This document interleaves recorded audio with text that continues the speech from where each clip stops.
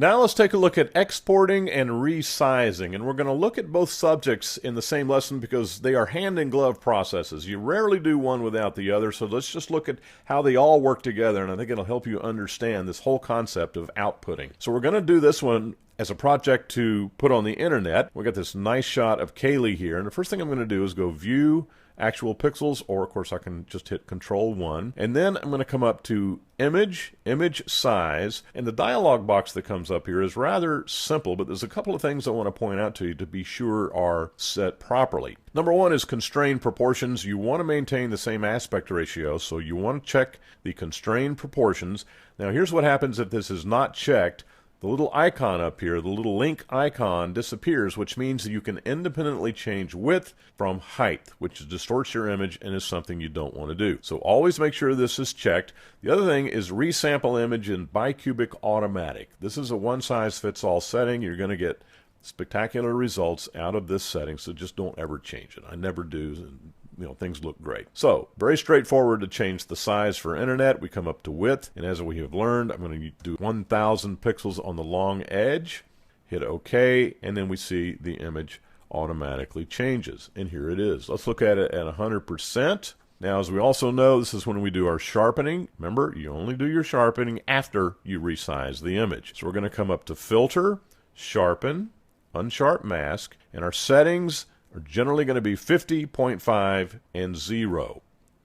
And if we look at before and after, you can barely see the change on the computer screen, which is indicating that it's correct. Now, you might not be able to see that change on the lesson because of the compression algorithms on the lesson, but as I sit here and look at my monitor, it is definitely changing. So 50.1 and 0, or rather 50.5 and 0 are the settings for sharpening. We hit OK. Then we come up to File, Save for the Web, and the dialog box comes up, and you can see here we have what's known as the 2-up double panel. And the first thing you're going to notice is that this image looks different from this image, and that's because we've converted this image to the sRGB color space, and that's what you want. This is the Adobe RGB color space, and this is the sRGB color space. And you're saying to yourself, well, the sRGB looks better, and indeed it does, because it's supposed to, because 90% of all computer monitors are displaying their information using the sRGB color space. The Photoshop knows how to arrange the image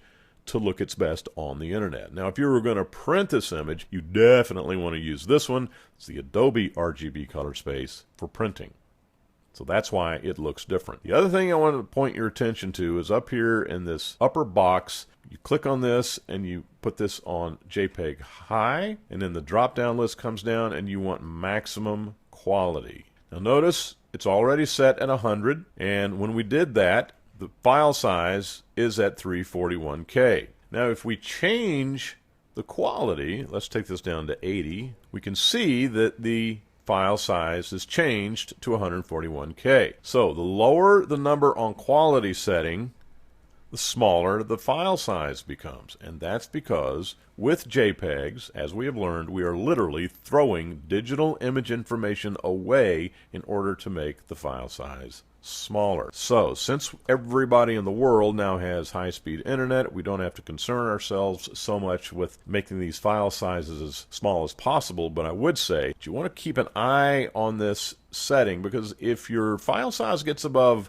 half a meg, well, even with high-speed internet, that is going to slow things down. So just go ahead and keep it between 300 and 400 on your file size, and everything will be very good. Now, of course, that's when you're using an image that's 1000 pixels on the long edge. The other thing you want to make sure of is that this progressive box is unchecked. Now, progressive is a throwback to the days when everybody had 56K dial-up internet connections, and when you go to a website and you're seeing where an image should be, well, the image would appear in phases. Remember those days? And you don't need that anymore, so take that off. You just don't need it. It's not necessary. Everything looks like it's set pretty good. We hit save, and of course the image is going to be saved, and I've done it once, and yes, I want to replace it.